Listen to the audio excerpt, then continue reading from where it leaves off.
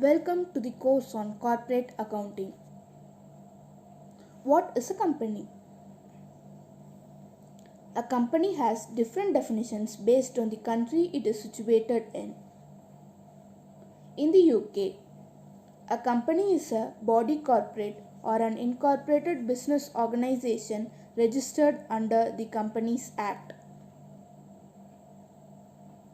In the USA, a company can be a corporation, partnership, association, joint stock company, trust, fund, or organized group of persons, whether incorporated or not, and any receiver, trustee in bankruptcy, or liquidating agent. In India, the Companies Act 2013 of India defines a company as a registered association, which is an artificial legal person having an independent legal entity with an perpetual succession, a common seal for its signatures, a common capital comprised of transferable shares, and carrying limited liability. Look around at your surroundings. Ask yourself how much of the products in the room is directly or indirectly related to a corporate company. 50 years ago, the answer would have been very little. But today, there can be no doubt that corporations are intimately involved in all aspects of our lives. Now, let's see video on origins of business and history of modern corporate firm. Something fundamental is changing in business, and companies that anticipate and adapt to these profound shifts will have the best chance to succeed in the new era. So what will the firm of the future look like? Before we go forward, let's go back, 3,000 years back, and take a quick look at the history of business to remind ourselves just how much the nature of the firm can change over time.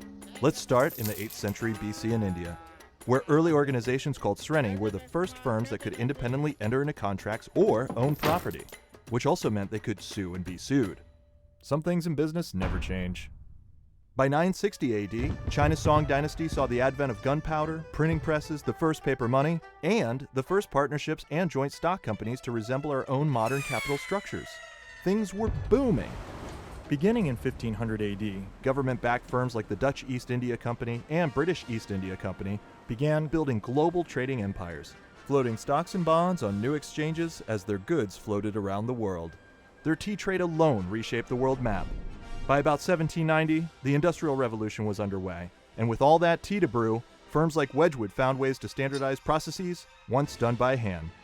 Artisans who used to make one whole teapot at a time now focused on making parts of it. It was the company, not one person, that actually made the pot. Lots and lots of pots, in fact, and the branding and marketing that they needed to sell them to an emerging breed of consumers. And business continued to evolve, with a new era emerging roughly every 50 years.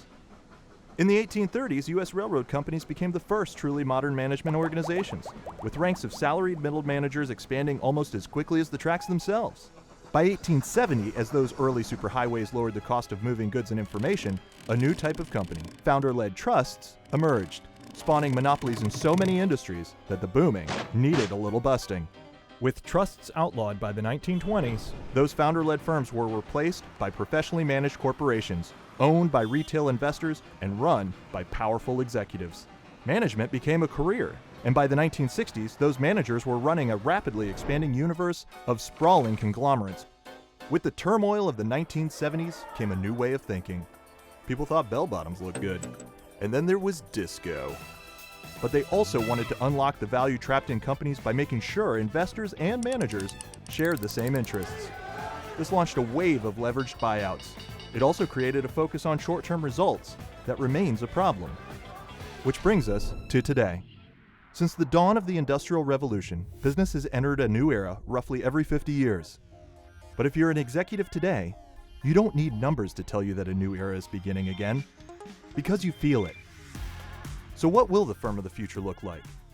No one can say for sure, but at Bain, we believe some trends are clear. Technology will allow companies to achieve scale and retain customer intimacy. Power will shift from professional managers to the experts who deliver to those customers.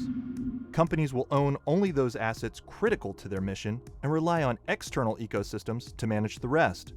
Investors won't just invest in companies, they'll also invest in projects.